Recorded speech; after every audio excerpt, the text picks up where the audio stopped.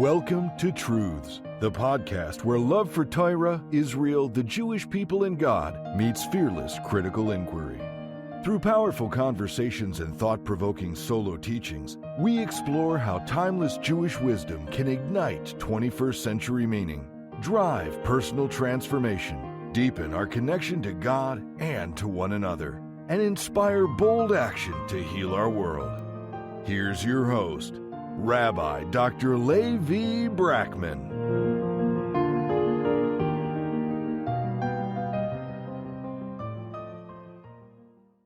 For this episode, I had the privilege of speaking with Professor Menachem Fisch, who invited me into his home while I visited Israel in my most recent visit. Just a few words of introduction about Professor Menachem Fisch. He is the Emeritus Joseph and Ceil Mazer Professor of History and Philosophy of Science at Tel Aviv University, Director of its Center for Religious and Inter-Religious Studies, and winner of the 2016 Humboldt Research Prize. Professor Fisch has also held visiting posts at Oxford, Cambridge, MIT, Princeton's Institute for Advanced Study, and the Wissenschaftenkolleg zu Berlin. His books, including Rational Rabbis, Creatively Undecided, and Covenant of Confrontation, have reshaped how scholars understand science, Talmud, and the limits of normative self-criticism. In our conversation, Professor Menachem Fisch argues that the Babylonian Talmud's real genius is its laboratory of dissent, a sprawling, fictionalized dialogue where clashing voices refine each other and consensus is optional. By contrast, most of today's Orthodox world, he contends, is post-Talmudic, devoted to fixed rulings and centralized authority rather than to the self-critical agency the Talmud Bavli demands of every learner. In our conversation, we explore how that dialogical spirit parallels paradigm shifts in modern science, and why Hillel's willingness to be proven wrong is the gold standard of halakhic courage, and what it would take to reclaim a truly Talmudic Judaism in the present day. So whether you're new to Gemara or whether you're steeped in it, in this episode, you should prepare yourself for a thought-provoking journey into what it means to learn and live l'shem Shammai. Thank you so much for inviting me into your home. Pleasure. Really appreciate you sitting down with me. How would you describe yourself in your own words? I started off as a rather rigid, analytical philosopher of science and kind of close follower of Karl Popper's philosophy of science. And Popper has this idea, the master idea of his system is that you can never prove a general statement, theory, hypothesis about the world, but you can test it. And therefore, instead of trying to justify, which is futile, to do science properly is to hypothesize the best you can, but then devote your energy to testing and trying to refute. And this brings criticism or a critical stance to the forefront of research. And somewhat generalized, this becomes, for Popper, the sign of rationality, the essence of rationality. And now Popper is an analytical philosopher, and so was I at the time. And analytical philosophy is about relations between statements and sentences. But when you bring human beings, flesh and blood humans into the picture, it's not about relations between what they say, but their attitudes towards what they say. And criticism becomes a speech act, a transformative speech act. And when I criticize you, it's not merely pointing to some flaw in the statement you hold, but it's an attempt to get you to change your mind. And it's a long story, but my own thinking morphed away from analytical philosophy, bona fide analytical philosophy, which is very tempting, the logic of it, the rigor of it, and so on and so forth, and into a philosophy still of science, but which has to do with philosophy of mind, human agency, normativity, the type of commitments we have, differentiating between knowing something and being committed to something, and the way in which a critical argument can convince you to change your opinions, but to change your mind in the deep sense of dislodging normative commitments I found as a different ball game. Yeah. And that marriage of the basic problematic of accounting for scientific change, bringing that problematic into the larger areas of latter-day philosophy of mind, language, self, agency, normativity, rationality, is the trajectory my work took in general philosophy. And at the same time, somewhere in early 90s, I got exposed unrelatedly to the Talmudic literature. I started looking at the Talmudic literature more with a professional eye, with a philosophical eye, because the Bavli, which is on any count the cherry on the rabbinic cake, this is the crowning achievement of Sifrut Chazal, and it's totally dialogical. Yeah. On the one hand, totally. Yeah. The halakhic discourse is That's totally dialogical. But I had the feeling that it's more than a style. It's not merely trying to present a position as in Plato's dialogues by means of this infuriating character who doesn't care really what you think, but is knocking you on the head to get you to think like him. And he himself, Socrates, doesn't learn anything. The Talmudic dialogues, to me, first of all, it struck me as equally imagined and invented. It's totally fictitious. The 5 generations of Tanaim, of the Tanaitic literature, are flattened into sort of one big generation. There's no hierarchy between generations. And so you're saying that the actual conversations never happened. It's a format which is used in order to... They couldn't have happened, not with that kind of detail. There's no email. And they're in 2 different centers. So this is a work of philosophical literature. This is the framers, as Newsny used to call the framers of the Bavli, invested. This is the narrators. But they're invented narrators. And someone went to a lot of effort, not merely as in the Midrash, stating different takes on each Mishnah, but reconstructing or inventing. It's a mammoth text. It's a mammoth text. It's unbelievable.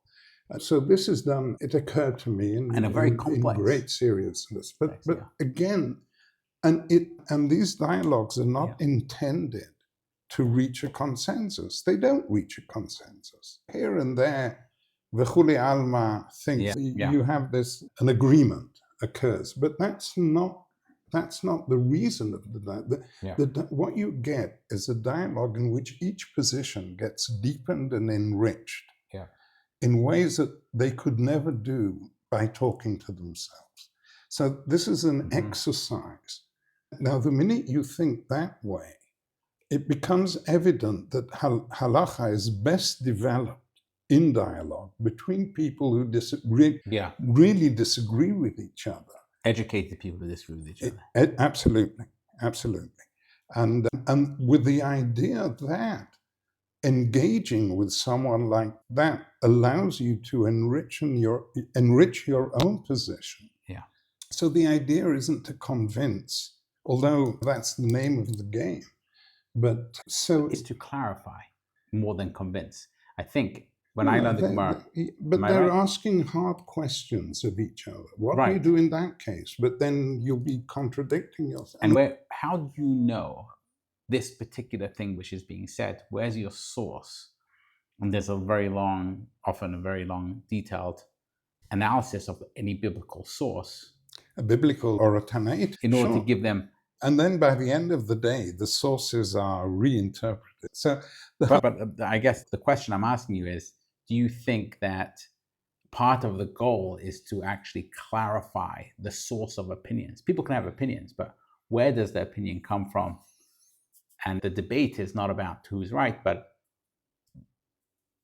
how are they learning these different things to get to different conclusions? But, when the Gemara asks, min hane mile. Yeah.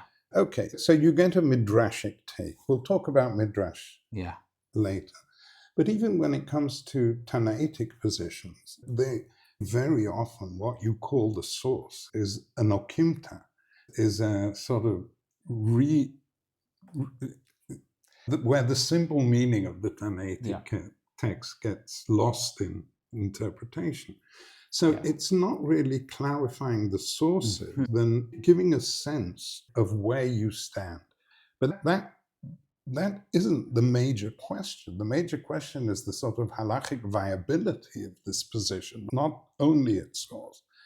And these dialogues can go on for pages. But the beauty of it is that their vitality owes, to a radical diversity of opinion. If that gets squashed into a consensus, it dies, the process dies. So there's something about the value of diversity. And the other thing is the total indifference to reaching a conclusion. And when we talk about Midrash, we'll talk about truth, the truth of the Word of God. Here, it's about halakhic viability and how you build a system and halakhic coherence and so on, and normative commitments. But the typical sugya is totally comfortable with just leaving the two positions now fully developed, or at least... Yeah. Sometimes you have halakha kamo, but not always. Yeah, but that is very often a Gaonic intervention. Okay? Because they killed it.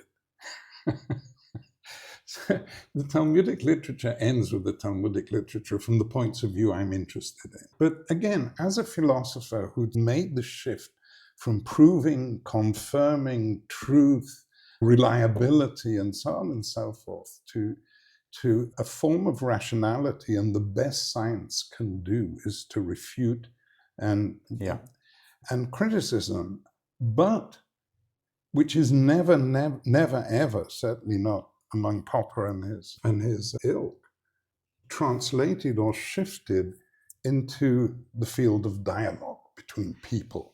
Do you think that some of that is to do with the Jewish idea of lahagdil Torah lahadira, right? To lahagdil Torah or lahadir.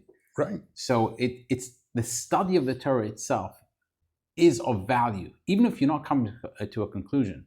It's what people do in yeshiva all day long. No one's studying Talmud in order to come to a conclusion. They're studying it to enjoy the study of the Talmud and debate it, and sometimes fiery, passionate debates about it, but not necessarily to come to a conclusion, but to actually the act of the study itself is what is beneficial.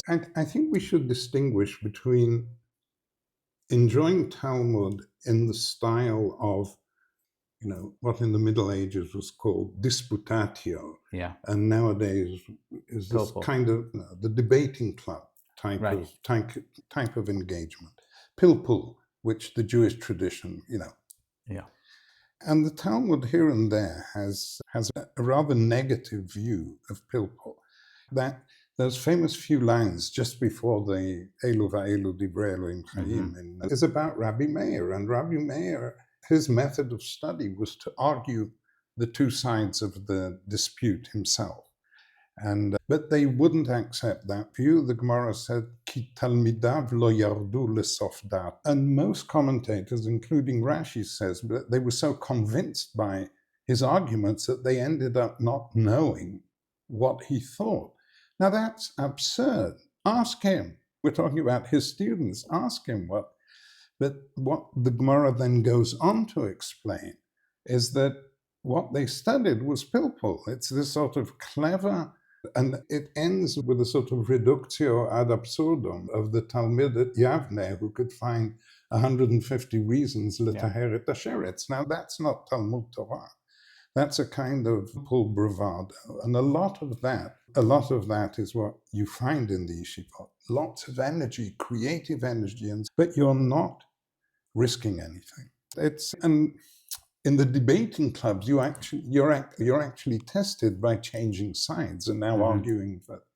Now, the tradition of the way in which the Western court of law developed, with people being paid to represent the two sides, and then the judge sort of making his decision, is that you to be an advocate or what do they call them in England? Barrister. A barrister? The barrister, yeah. So a barrister, he practices at the debating club. He's supposed to occupy a position, whether he agrees, whether he doesn't agree with it, and so on and so on. I think Divrei Torah parim veravin, to take that metaphor seriously, that Torah is deepened, that it grows in dialogue, is not about being clever. Sort of not in a disputatio way. The Talmudic dialogue strikes me as different, as dead serious. It's a very old canonical text, and it's been read and appreciated differently, and it's given rise to different cultures of studies. But coming with these philosophical spectacles from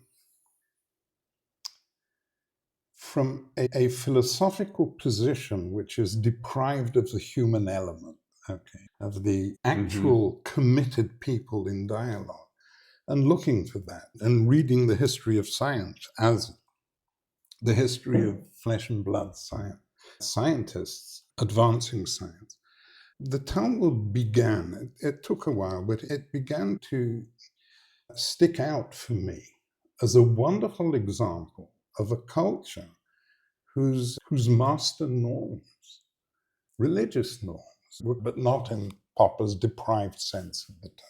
And then in philosophy, as I said before, moving from analytical philosophy to philosophy of mind, human agency and self, the transformative potential of dialogue, real dialogue, became important to me, and dislodging commitments and so on and so forth. That became part and parcel of my philosophical work. And I began to see in the Talmudic literature, and recently in the book of Kohelet, texts that accepted that. Now, and not only accepted that, but these were texts whose master norm was actually, this is the informing norm of what the framers of the Talmud were up to. So alongside the philological study of Talmud, taking the sugya apart at its various levels, the critical approach, critical text analysis, and so on and so forth, and then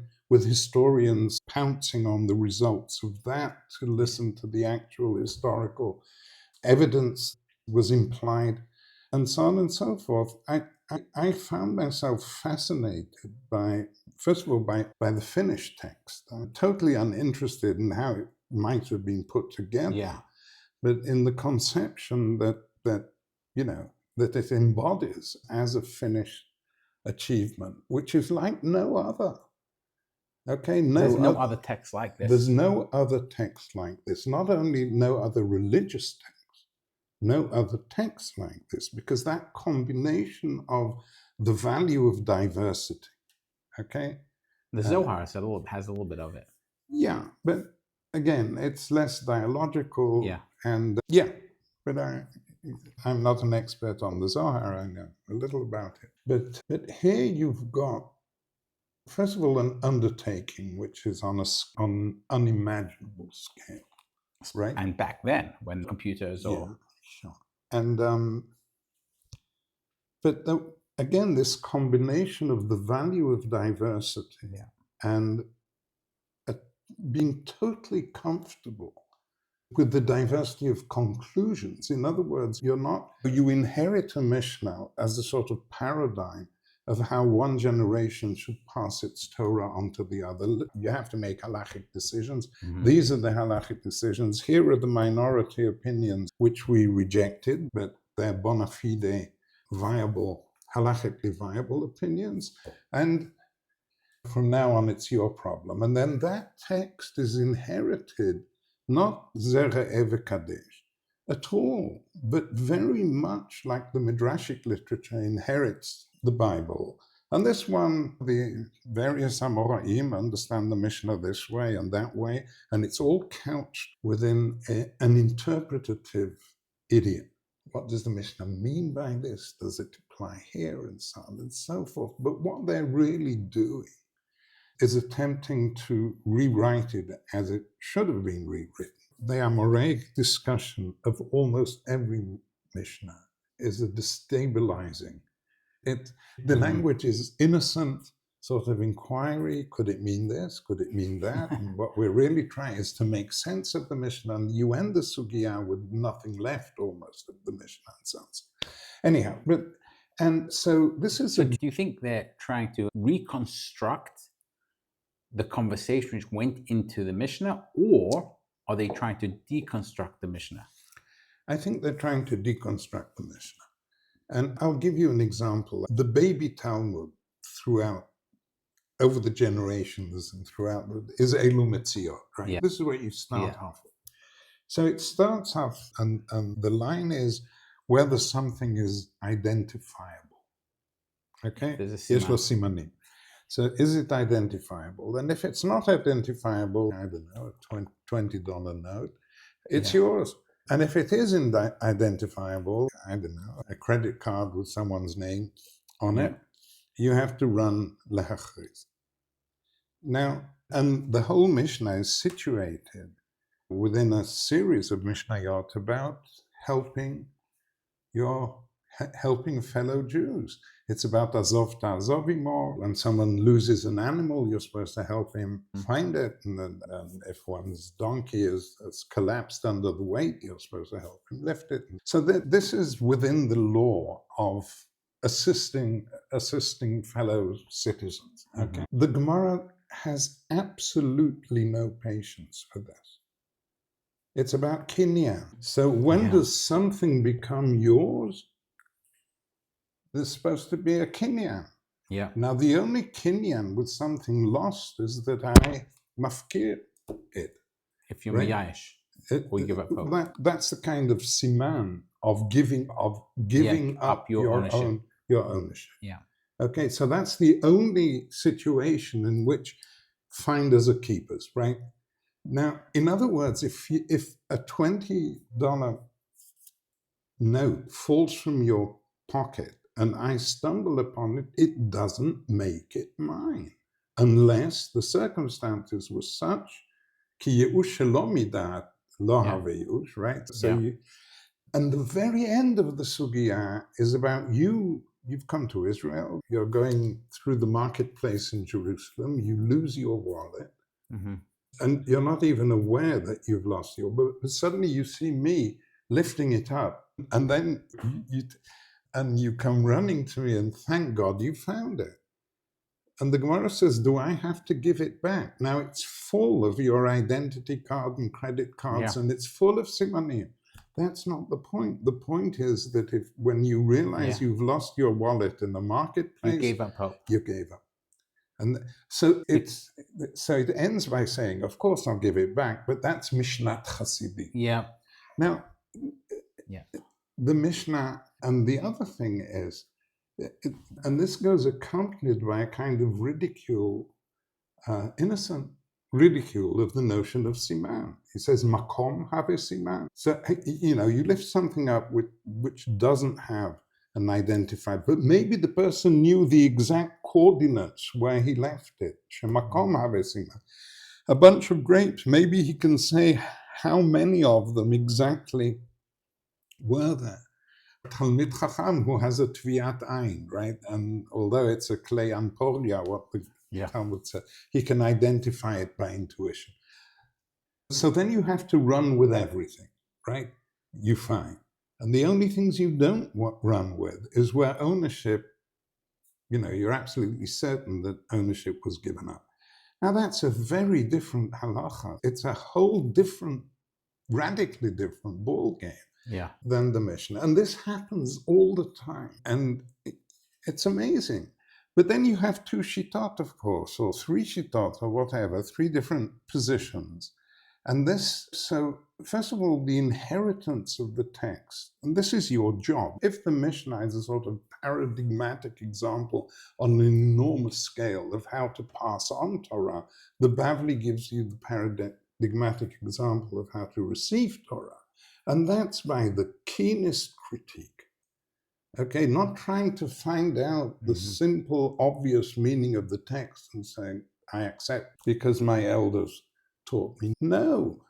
And the Talmud it's a magnificent, extended example of critical acceptance on the vertical from the mission, and then trying to work out what all this means by horizontal debate between the Amoraim themselves. And what you end up with is not a new Mishnah, because that's not the point of the Bavli. The Mishnah gives you the paradigm of passing on. The Bavli is the paradigm of receiving. So it's so interesting because I learned Daf Yomi. So recently we finished. It's like going to the gym. Yeah, it is. And I do it in the gym, but while I'm on the treadmill or something, or on the stationary bike. Yeah, I agree.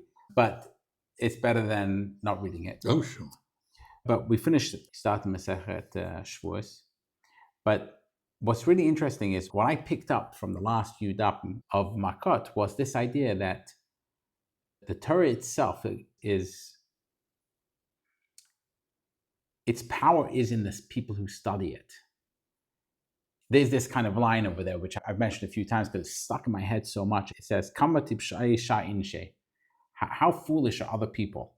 I don't know which other people he's talking about, right? That they stand up in front of a Sefer Torah, but they don't stand up in front of a Gavra Rabbah, in front of a great man, great sage. Why?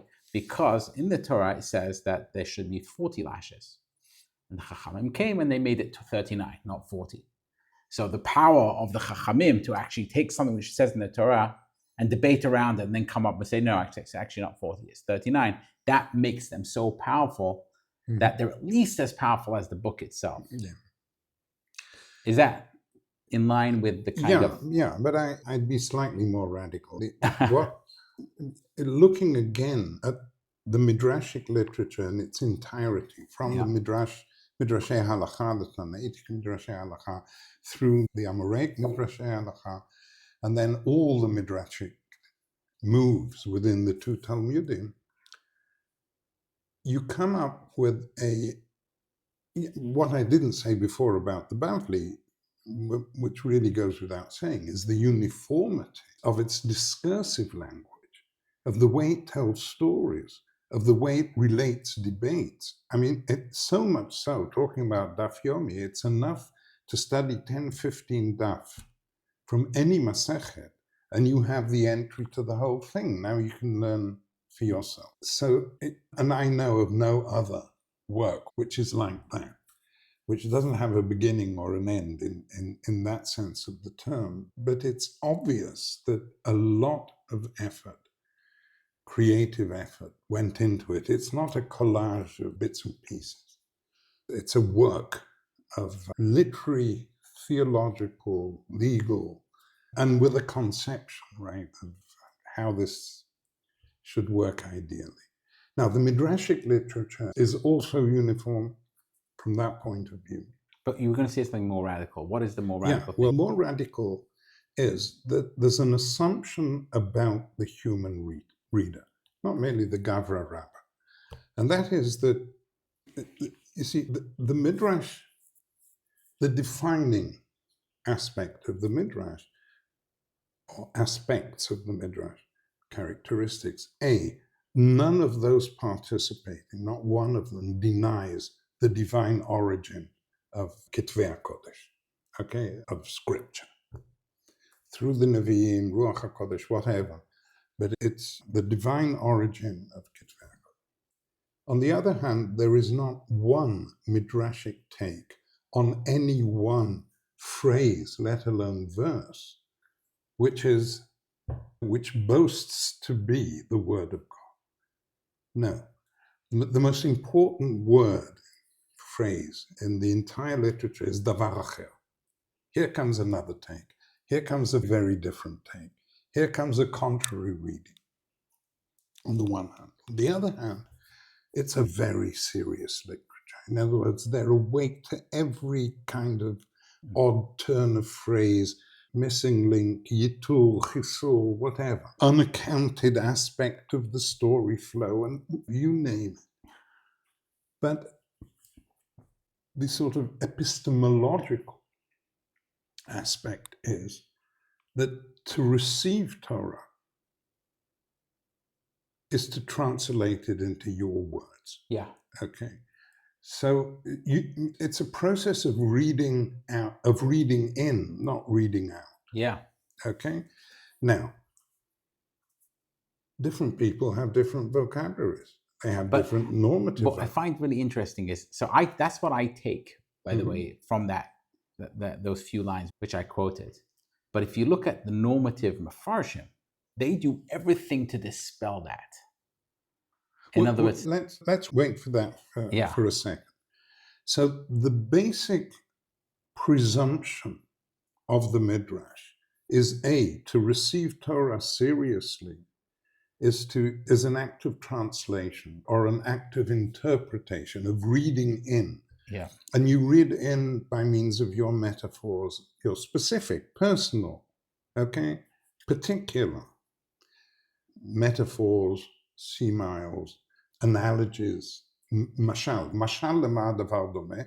So you take something you understand from your own life. It's bringing Torah down to earth.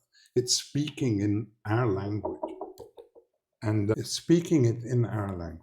But because different people are brought up in different settings, come with different presumptions, therefore, Midrash is a refraction of meaning and interpretation. To put it radically from a theological point of view, God Almighty himself, with a capital H, cannot control his message. Okay? It's always understood. And because different people are different people, and again, the acknowledgement of that every person is a world to himself. I really think, that famous Mishnah in Sanhedrin about threatening the witnesses to a murder case, it is also reflective on what the rabbis themselves are doing. It's not only shepartzufehem shonim, that no person is identical, but also no person's understanding, no person's vocabulary, no person's set of values is exactly the same as the others. And within that diversity, there's radical diversity. And Boyarin has this thing in a book he wrote about, early Christianity being a development out of Judaism. But then in Nicaea or Nicea, however you pronounce it, they settle for a set of dogmas of Ikarei Emunah, which kind of regiment and regulate the religion. While at the same time, the Jews are writing the Bavli and doing exactly the opposite and being totally comfortable with the seriousness yet diversity of the enterprise of Midrashic understanding. And I think, although one would think that you have to reach halakhic decisions all the time, yes, you do, that they get diversified into schools, into communities, into this, that, and the other. But the actual study of the halakha passed down to you, by and large, and because there is a Haitic voice, of traditionalism, of Dat Torah, and so on and so forth, which is present in the Talmudic text. But the undertaking of the Bavli is very, very similar, with regard to the Mishnah, very, very similar to the Midrashic. Now, if you look at Sifrut Chazal from that point of view, it's glorious. Yeah. It's magnificent. And it's so modern and this is postmodernism in the best sense of the term. In other words, normative diversity is the human condition. We're each the child of our circumstances. And now the difference between good and bad at postmodernism, both of them give up on the sort of illusion of an objective truth. Yeah. Because you wouldn't be able to recognize it as such, even if it fell into your lap.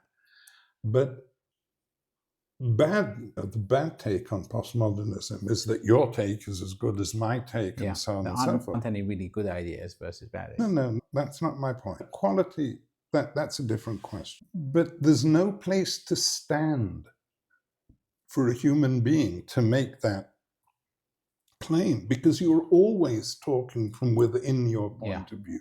Now, within your point of view, there's truth, there's certainty, but it's framework dependent. Yeah. Okay? Take the Haredi of Haredi Jews. And he fully admits that had he been born, my favorite example is to a family of sumo wrestlers in Japan, or, I don't know, Muslim rebels on the Philippines, he would be a totally different person.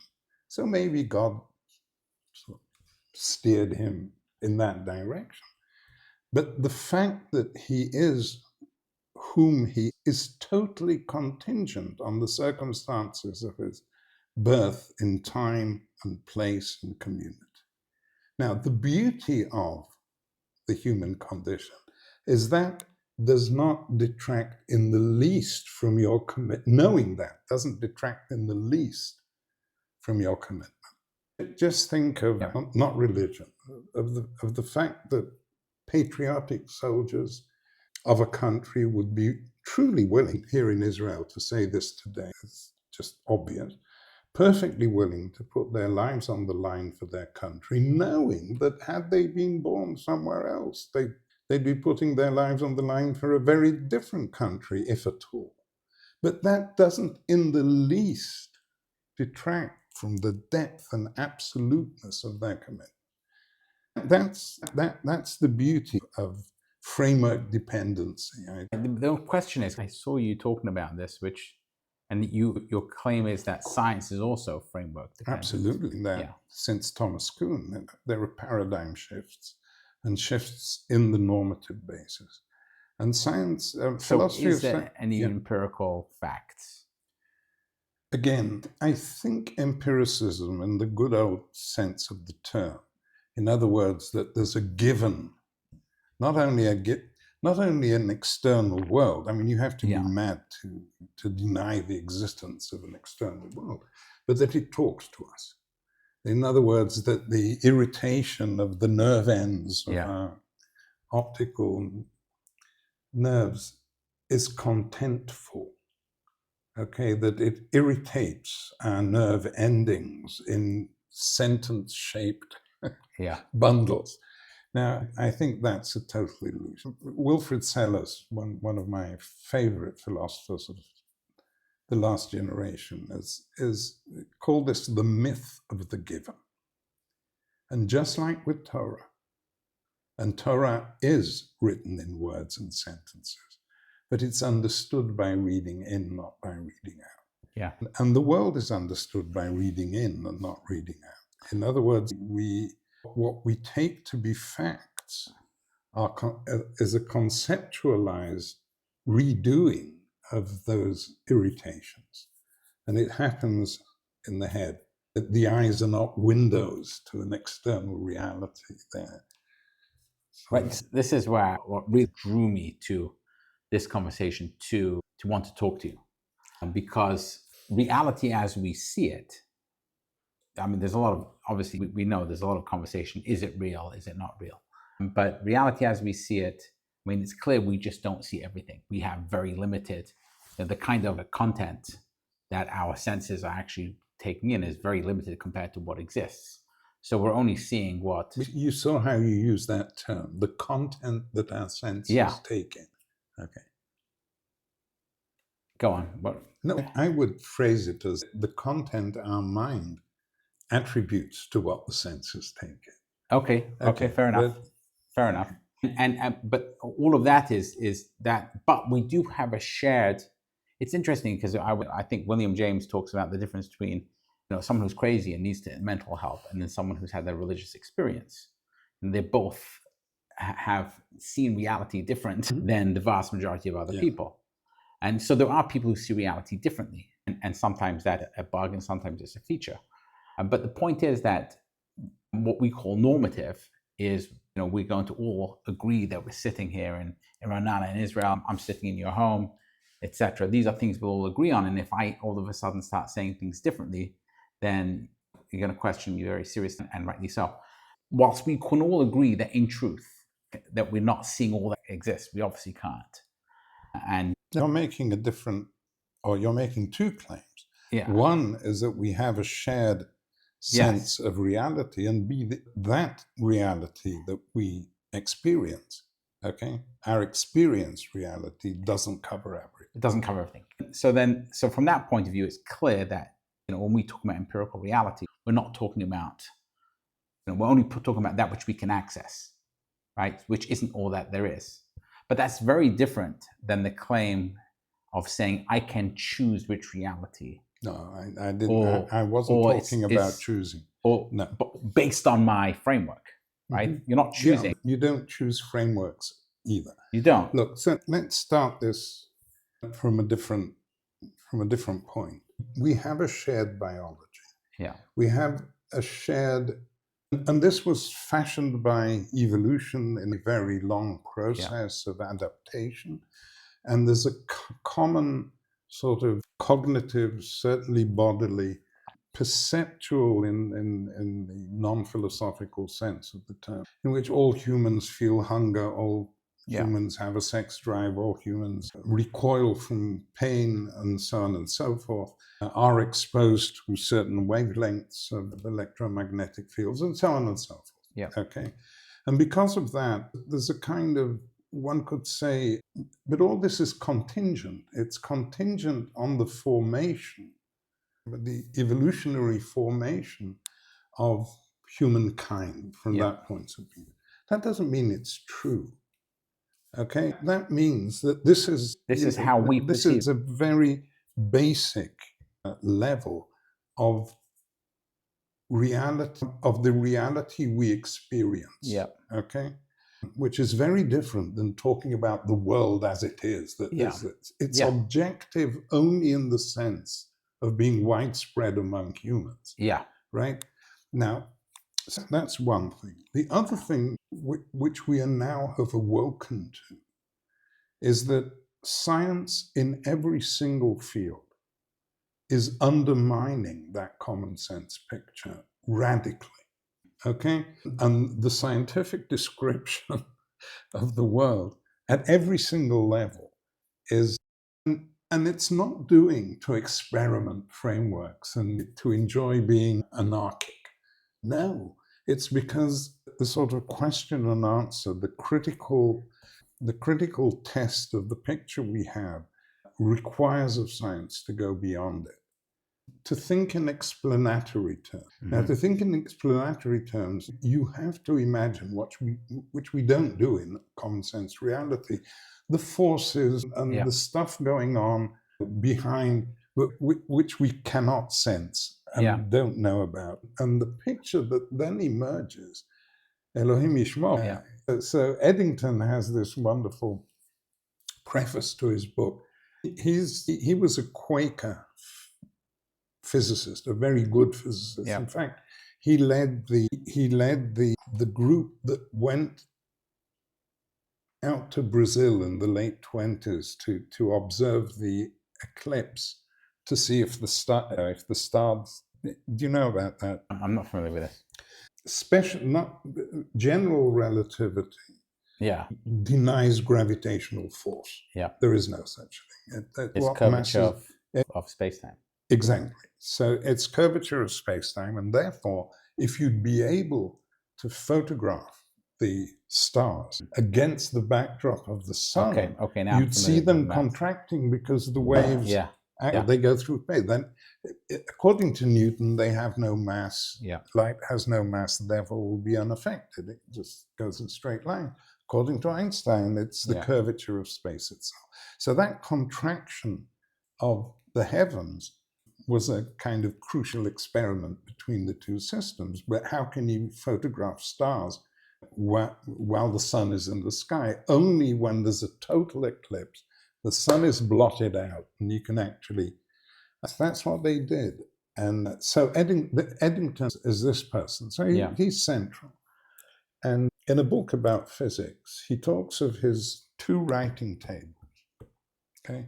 One is his common sense. You said this is massive and solid and heavy and okay. And the other, the physicist's table, is that this is 99 point totally void. Yeah. Okay. The atoms, and it's like a swarm of tiny bees. And this rests on the table because of some. Now, as he said, nothing science will tell me is able to exorcise, that's the word he uses, the common sense image of the table that I experience. On the other hand, I'm sure the physicists are right. Yeah. So we now live in a duality that we never did before, because science has really advanced in its theories. And now, especially on the quantum level, but at least what we're talking, even the very large. And he's talking about a Newtonian picture of atomic. Okay. But I'm saying, especially once you get to the quantum mechanics. I'm saying, especially though, when you get there. But again, the invention of the biological cell, and the reason I say invention is because the biological cell was discovered the minute Leeuwenhoek put the first microscope together in the first quarter of the 17th century. And Robert Hooke has these wonderful drawings. They could see the cells and the nuclei. But they took this to be the sort of inner pattern of organic matter, like the tiles on the floor here. And because of that, only dead tissue was looked at, right? And then comes 200 years later, the beginning of in the 20s of the 19th century, comes this crazy German called Lawrence Ocken. And he says, why don't we use atomic theory, or the equivalent of atomic theory in biology? Because it's so successful in the inanimate sciences that this is made out of atoms of glass or whatever. They weren't differentiating between molecules and atoms at that stage, but there was a sort of the smallest unit of glass. So why don't we do biology with the same master idea of the smallest unit of life or of an organic? And that, for the first time, someone separated these cells and put them in some food, and they behaved like amoebas. Now, since the invention of the microscope, the microscopic world had fascinated people. You know how much was written about pond water and that zoo of creatures in every drop, and yet nobody saw cells. I mean, they saw them, but they weren't interpreted as. And then suddenly this happens. It turns the world on its head, because in what sense are you an organism? You're a kind of collective of organisms now, each doing its separate job. And so the whole conception changes and so on and so forth. So in every science, the common sense view of things, that shared reality, is exploded. And then it depends. Is this Western science, European science? Is it that school? Is it this school? And suddenly we not only have different normative systems for exploring the world, for creating an acceptable, viable picture of it, but that, as Kunis taught us, paradigms shift. And revolutions happen. And in the life of every single sciences, you have this. Now, science is fiercely critical and fiercely dialogic. Yeah. Okay? A peer review. There's no other field where, to advance within a scientific community, you're exposed to such critical gazes. But it's all internal. Yeah. It's all internal. And I'm still talking about my own development. So the kind of the turning point was, okay, so the philosopher of science is studying Talmud okay. So the turning point came with the realization of a seemingly unsurmountable philosophical problem. The philosophical problem was the following. It's about rationality. When can we be said to act rationally? I belong to the school that associates rationality with acting for a reason. In other words, an action taken, an action motivated by the ratio, right? Taken for a reason, explicitly, not rationalized after the event, but taken for a reason, at least in the paradigmatic case. Now, when do we have reason to act, to interfere in the world, to change the world? When something strikes us as being out of line, of being underdeveloped, as being problematic in a way that merits in our intervening. That immediately associates a sort of critical gaze, with rationality, which is fine, which aligns with everything I've said. But it's not only about criticizing our world or the realms of our responsibility, whether it's finding something wrong with ourselves or something wrong with the world, but it's also self-critical. Okay, to act rationally is also to ask if I'm right, if I'm the right man for the job. Okay, I see that swelling on the side of your jaw and wincing in pain, and I'm sure you need root canal. It would be totally irrational for me to perform it. Okay, so that sort of humility of taking a measure of yourself comes willy-nilly with rationality. The other thing, if the world is flawed, because that's your basic presumption that it can be, and therefore you're on the alert. So our understanding is flawed too. We're fallible. Yeah. Am I describing the situation properly? And so forth. But then when you become aware of the diversity of normative commitment, you're also aware that even when the answer is yes, it's yes from your point of view. Because finding something wrong, lacking, wanting, underdeveloped, these are all normative terms. And if you're committed to a certain framework, you'll be criticizing very differently from someone who has a very different. When you realized this, was that a humbling moment for you? Absolutely. But the realization goes a step further.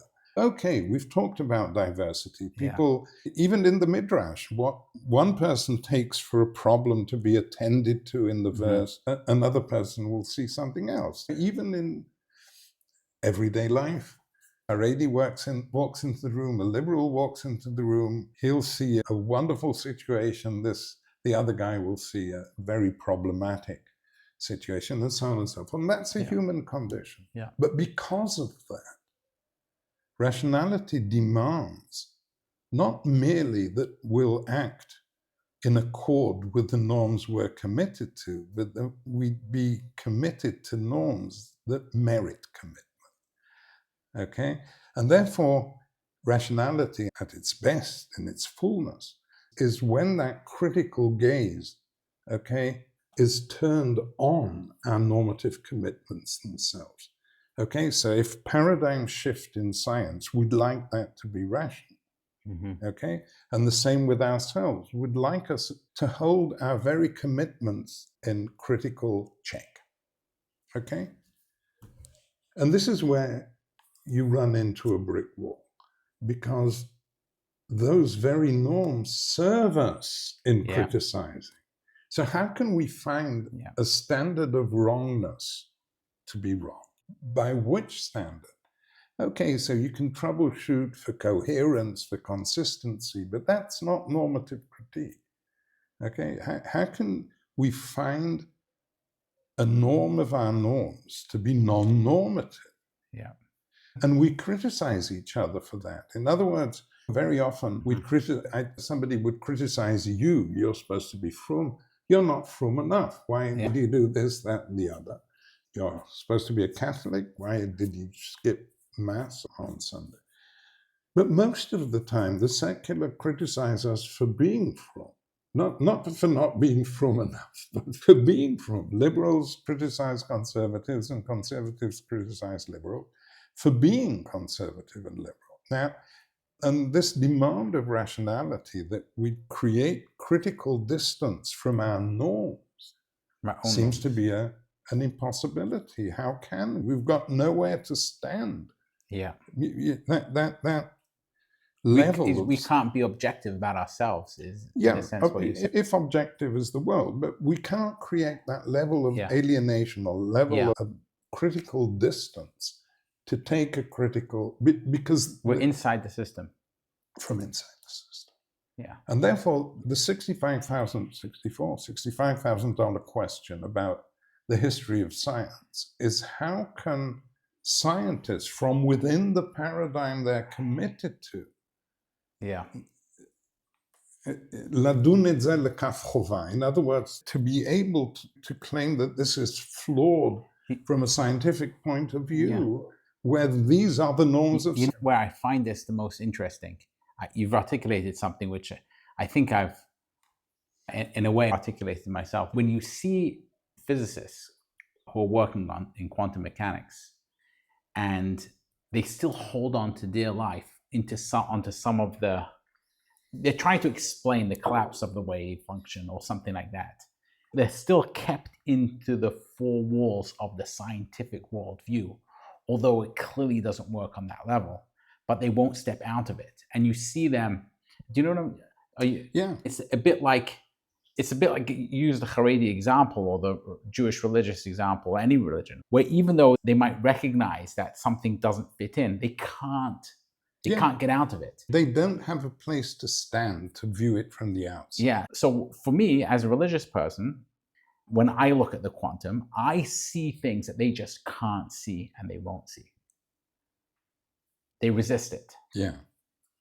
Is this an example? Is this an apropos example? Yeah, it's an apropos example, but the big question is, how can you take a critical view of the framework from within? Yeah.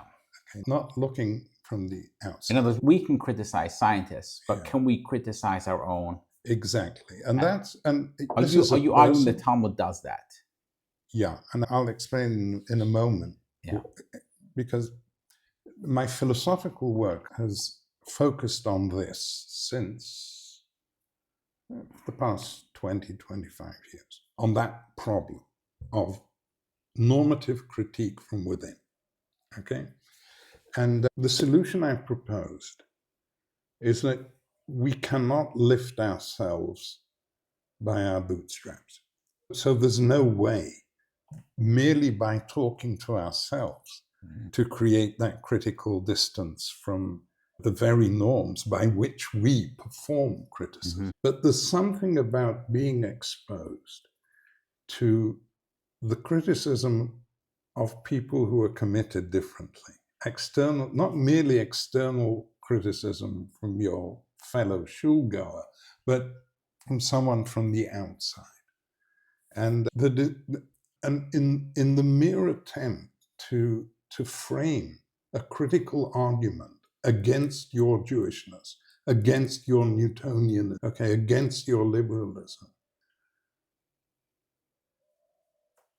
presents us with something, those being criticized, that one can never present to ourselves. Because such criticism always, by definition, of necessity, attributes to the person criticized a different normative profile than the one that person has. It's sometimes manipulative, okay? In shul, people, so many people just can't digest my liberalism, okay? And they'll talk and argue with me, but they'll always say, Menachem, you have to accept that A, B, and C, and therefore, and they smuggle in that kind of, and this happens all the time, and they profile you in ways different from yourself. Most often, though, this isn't deliberate and not manipulative, because if I'm really and truly worried about, as a friendly engagement, critical engagement, in order to beat you down, but to really present you with arguments that you should be taking a different stance,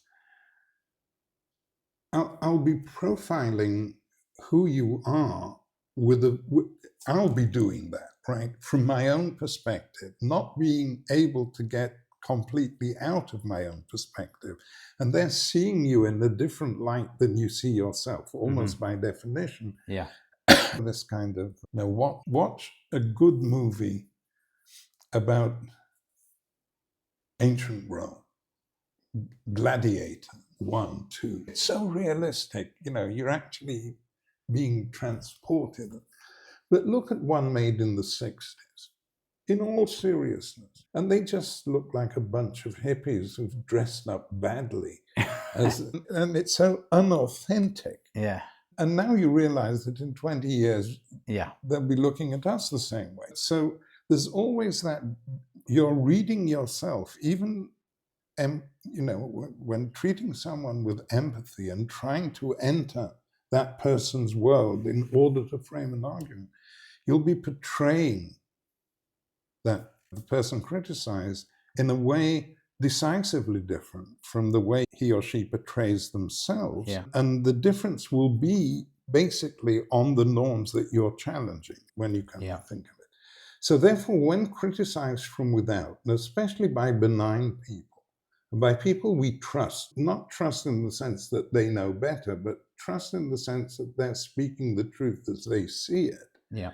Such trusted critics present us very much like a recording device with a picture of ourselves, which we cannot, from their point of view, which is something we can never present ourselves with. And just like a recording device can be pretty destabilizing and very effective in its critique. But what's that squeaky voice? I really thought I was speaking in the stuttering and the body language and so on and so forth. And it's such a good learning tool from that point of view, the closed circuit TV. It's an analogy which stands on 3 out of 4 feet, but it's an eye-opening that we cannot do the work of a recording device because it presents us with a perspective that we cannot present ourselves with. It's how other people see us. Yeah. And that I think is what happens when exposed. Now, back to science and back to the Talmud. Science has not made exposure to external critique a scientific norm. Okay? The work I've done, and I've written a book on scientific revolution. They think they have by peer review. No, peer review is all within the paradigm. But they think they have by peer review. Yeah, but they're very critical, but it's always internal criticism. They have their own orthodoxies. Exactly. But the whole trick is that the critique, the normative critique, can only be effective if it's leveled from a different normative system. Because only then do you get that sort of... Which most systems won't accept. Exactly. But even science... No, but we as humans might accept it. In other words, if my wife says to me something, reflects back, as she does occasionally, and she says, you've got a blind spot here, you don't see it, this is the way I see it, I'll accept that. Yeah, but systems don't typically do that. I'm not talking about blind spots. I'm talking about something different. Yeah. Criticism is always helpful regarding blind spots, but you and your wife are not coming from different normative. Yeah. Okay. I'm talking about critique from a trusted non-frum, a trusted Catholic. Yeah. Okay. And suddenly you realize, talking to this person, how he portrays you, and that jarring of images has nothing to do with convincing. You suddenly... And that can have a defensive impact where you hunker down on your own picture, and it can have a destabilizing. That's what I'm trying to say. Now, the key to understanding the Talmud is the way the Hillelites are described as nochin ve'aluvin, okay? Which they all translate nochin ve'aluvin as being pleasant and easygoing on the one hand, and aluvin is humble, aluv. But then, so why does the bat kol come down and say halakhic bet Hillel? Because they're nice? What is this? But if you look, I don't do this a lot, but the etymology of nochin ve'aluvin, as Yedidia Koren pointed out to me, she's now a professor at Princeton, but she was my research assistant many years ago when she was a graduate student. And she pointed out to me that nochin in Talmudic parlance is the opposite of mehudadin, and that means flexible, not being nice and easygoing. It's being flexible. It's being able to admit that you're wrong, okay? Willing to change your mind. But of course, Bet Hillel are adamant that halakha should be decided according to them. And yet, there's that doubt, maybe I didn't hear right, maybe what was passed down to me was wrong. I'm sure of it. This is my system. This is my form of life. This is my inherited worldview. But I'm willing to be and the other thing is that aluvin doesn't mean humble, and it means willing to be offended, willing to receive elbon, right? Willing to be proven wrong. Now, this combination of being willing to change my mind, okay, yet realizing that you can get only so far by talking to yourself, and therefore you open yourself to attempted refutations and arguments, critical arguments coming from without. Therefore, they need Beit Shammai, their opponents, as conversation, as interlocutors, like the air to breathe. In other words, in order to be Hillelites, they have to have the Shammai challenge, okay? Now, this is profound. So the very idea of Elu va'elu divrei Elohim chayim means that can really develop only where there's real diversity, because the challenge from without is the only way you'll be able to exercise your flexibility and therefore change your mind, and therefore for halakha to expand. But it's not totally from the outside, because it's still from within the rabbinic. Yeah, that's a different argument, because I've shown that the way in which pagan Rome, the very definition of Chilul Hashem, is that the pagan will say, "Is this Torah?" Okay, and at those moral junctures, okay, you won't get insight from a Roman pagan about Hilchot Shabbat, but at the moral, ethical level, you will, and that's where the Talmud, the openness goes all the way. They will not admit into the conversation explicitly the enemies of their Judaism, which is early Christianity, which is Qumran, or the Tzdukim, Haya Zaken Baitusi Mefatpet Kenegdo. It's ridiculed if it's ever made explicit. The early Christianity isn't given a voice, although it's in the discussion. But so anyway, the idea, and then the differences between the Hillelites and the Shammaites are very deep on traditionalism. Can Torah be wrong? They're very deep.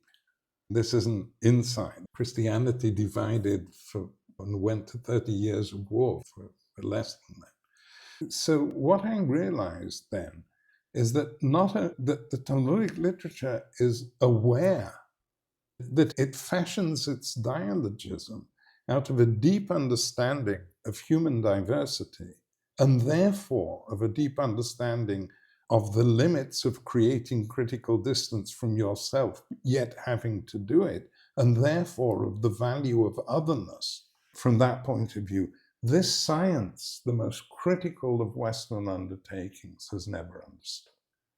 The bottom line then is that I'm not merely discovering that the Talmudic literature speaks or understands the language of my philosophical deliberations, but they feed on each other. And my understanding of the Talmud has been enriched by having it rub up against my philosophical deliberations and vice versa. It's not just finding a fancy example of what I'm trying to say in philosophy or a fancy explanation of what I'm trying to say about the Talmud, but there's a dialogue going on there, which hopefully hasn't ended. But this is a very brief report about where it stands. This was the answer to the first question. But so we might need. But I'm really interested in your inner religious life, how this realization impacts your inner religious life in any way, because you've really merged a career as an academic with, which not everyone gets to do. I'm not a rabbi. If anything, I'm a thinker. And as my wife occasionally likes to say, it's not about me. But we are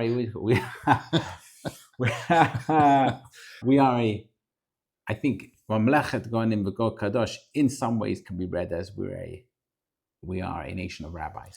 Yeah, so I'm a Talmudic Jew. Most from Jews are post-Talmudic Jews, with the idea of Das Torah and So if you get up in shul and say the story of, I don't know, Jacob and Esau, there's problems to it, what does that say? And Rashi says so, and the Ramban says so, and so Ibn Ezra has a different take. And I think they'll give you a big yishakach at the end, okay?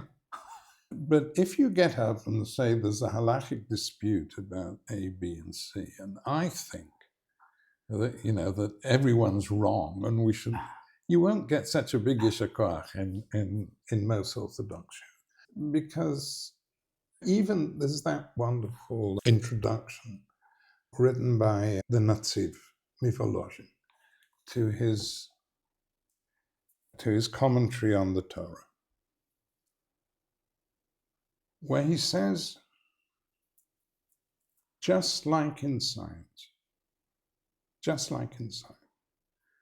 where we never have the whole truth, we never have the whole picture. There's a diversity of opinions, and each generation has the task of laharos binyan kodmo, to demolish, and to suggest something new. And what you're waiting for is that science, but Torah, he says, that's the same in Torah. And that's his explanation for why he took upon himself to criticize all the Mefarshim and to forge his own way. This is our duty. But then in his introduction to, so this is science, in his introduction to, he uses a different metaphor, that's halacha. Kepatish yefotzetz sela, that's his image, the sparks flying out in all kinds of directions. And his metaphor,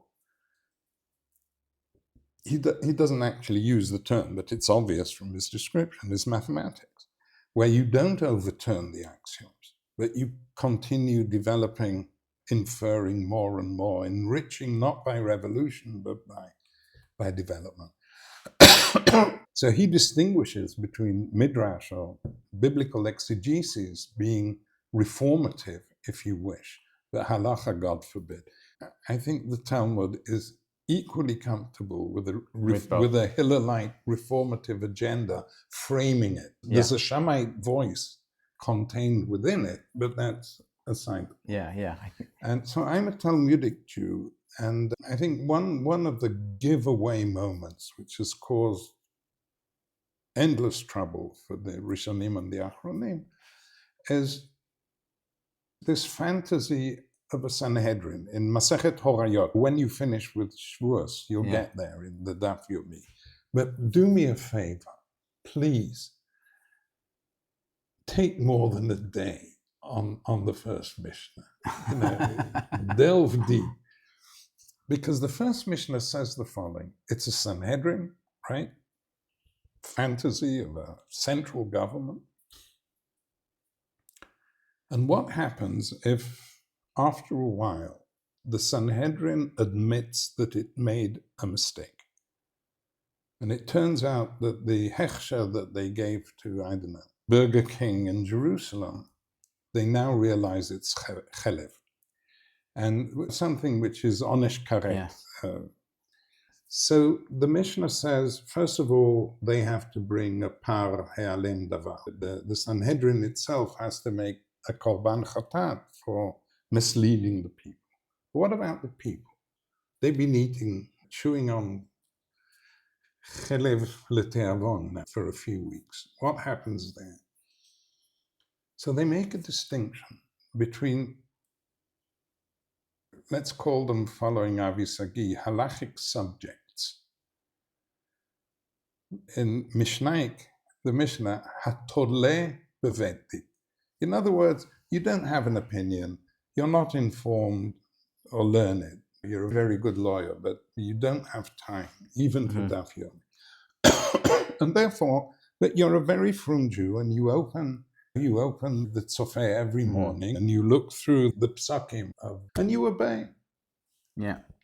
And this was a wonderful example to go to the Burger King, which is round the corner from you, and so on and so forth. Now they suddenly realize it's strafe. So now it's strafe, but you bear no responsibility. You're not a shogeg because you're tole bebedin. They made the mistake innocently, hakol beseder, so they bring the korban chatat, you don't. However it goes on. If you're not tole be'alacha, but tole be'atzmo. Now, and they go on to describe you either as part of the minority of the Sanhedrin that voted against when you raised hands, or someone who's in the lines of the replacement, ra'ui lehora'ah, okay, Yeah. Of the Sanhedrin. Of the Sanhedrin. If you're in that category, you have to bring a chatat, because you should have followed your own heart, and you should have followed your own opinion. And because you accepted the Sanhedrin's majority vote, you're responsible. Shogeg, but you're responsible. And therefore you have to bring a korban.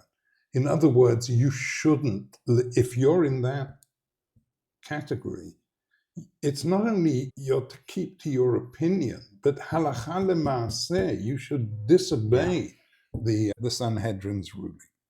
So then the Gemara, both in the Yerushalmi and the Bavli, raise the same question. If that's the case, you're not shogeg, you're mezid. You knew. Yeah. And you still went and ate at the Burger King. And the Yerushalmi puts it beautifully. You're shogeg because you thought you were wrong in thinking that you had to follow the majority. Okay, you had to follow. That was your shogeg. That's your shogeg. Now, and both Talmudim, the Bavli especially, brings the standard down. Gamir velo savir, savir velo gamir. Even if you're doing your BA in halacha, you shouldn't be tole beveit. Now, the whole idea of being embarrassed by the very idea of total authority and setting up the entire learning community as a sort of check and balance with the Sanhedrin themselves, with the majority, is amazing. There's nothing like that in any political system, however liberal. You can keep this freedom of opinion, but a law is the law. You're supposed to follow suit. And also in the Talmud, if a charismatic rabbi somewhere disobeys he's a zaken mamre. So those three corners of a dynamic check and balance are amazing. But the idea of placing the authority, resisting dictatorship, resisting central authority, okay, and placing the authority to make the decisions and holding people responsible for making decisions from themselves, if they belong to the Torah learning society, is a form of rabbinic Orthodox religiosity without Frumkeit. Okay, this is exhilarating for me. It was brought up in a conventional. My dad was a biblical scholar, but in terms of so I think you've got a number of levels here. You've got the first level, which basically says that we read into the Torah, and then there's even the best of us. Yeah. And then, in other words, it's not this static text. It's something which is, and then the next thing is that it's not just the leaders who are supposed to do it. It's not just the authority of, the rabbis are the ones, or the people. It's the norm of the learning community. Yeah. And Talmud Torah is the great mitzvah. And there's a responsibility on the part of every single person to read into it. When I learn Gemara, I see this all over the place. 5 or 6 Gemaras are coming to mind right now. You now see it. No, there was. Yeah. So it's interesting. And maybe I was influenced because I read your stuff. So it could be that I was influenced by it without even realizing it. But when I siyum of Masechet Makot, I was asked to give siyum. Yeah, I didn't do the siyum, but I was asked to say a few words about. And there's a bunch of different Gemaras which I think show this very clearly. And this was part of what I was trying to explain. But I also see it in Chassidut, for example. In other words, Chassidic masters say a similar kind of thing, which I don't need to necessarily get into. But what I find so striking is how normative orthodoxy today has turned its back on this in so many ways, which is shocking. Yeah, and of course it's, again, in the realms of understanding the biblical narrative, the theology, the eschatology, the everything except halacha. This is still the norm. You're expected to form your own opinion, but not really, because when I go out, I find it. I ask people, talk to people, straight away they're telling me, no, but Rashi says, or the Maharsha says, the temptation of dictatorship is involved. And no one feels.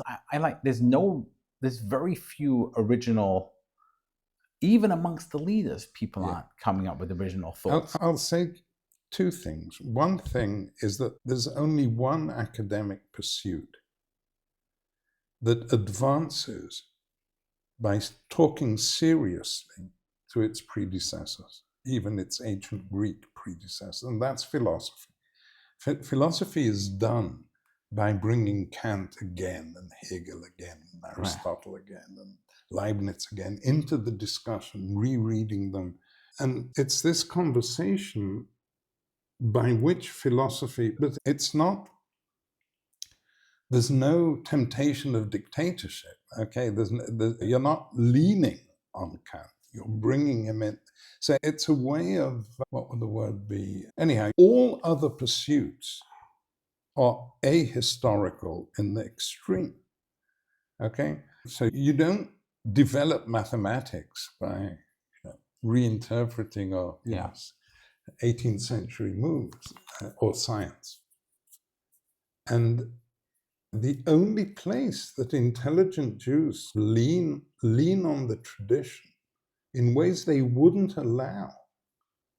If you had a member of your family, Chas v'Chalila, had to undergo surgical procedure, and you'd go to try and choose between different hospitals, and one hospital will say, Masoret Avoteinu biyadenu, we're using this contract since the beginning of the century,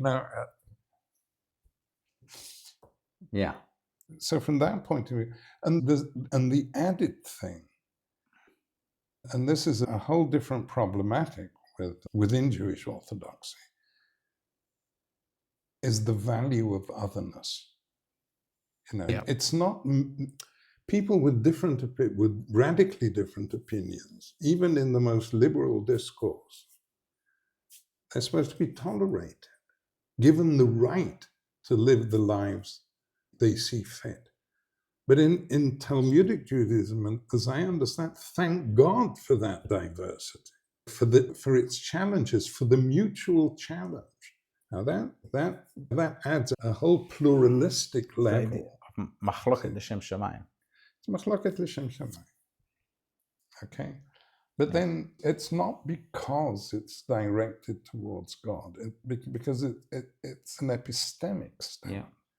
The Hillelites are aware of the Shem Shemaim. This is how you get. Exactly. Okay. Yeah. L'shem, l'shem meaning a sort of tilia. You'll get closer to God if you open yourself to enjoy the rich particularity of the various systems in order to face the world together.